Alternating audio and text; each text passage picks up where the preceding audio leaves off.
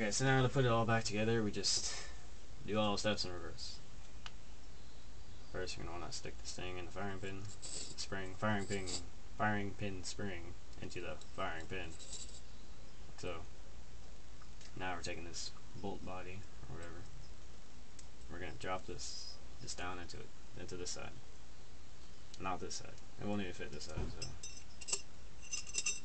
yeah, this side.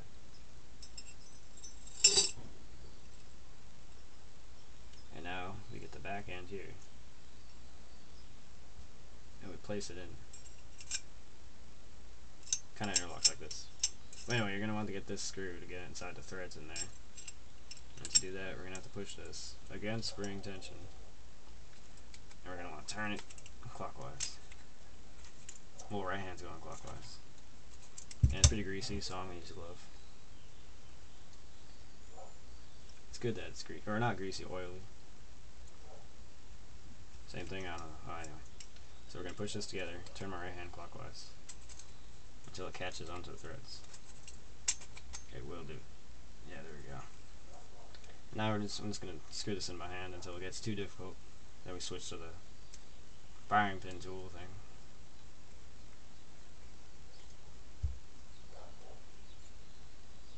thing. Alright, I don't need a glove anymore.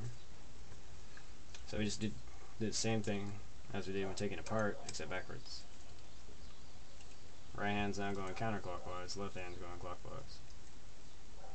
So just keep doing this until we see the screw come out of there.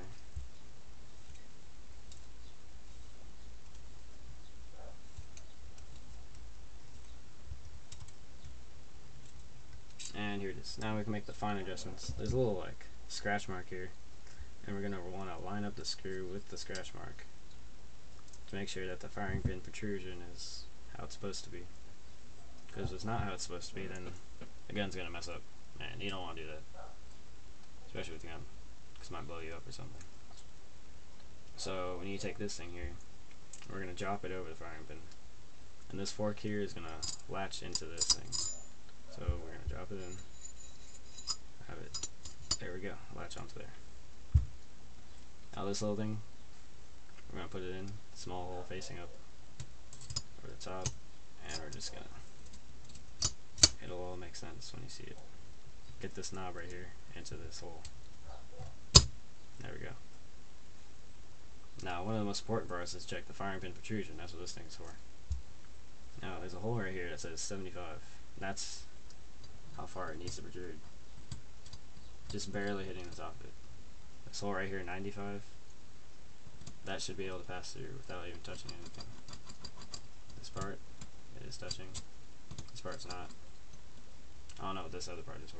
Just so I can pass over the sides, I guess. But yeah, so that's good. And now we're going to want to put this into the non-fire position by pulling this and turning it clockwise. There we go. Make sure everything's good. And that's it. Pretty easy. Very simple gun.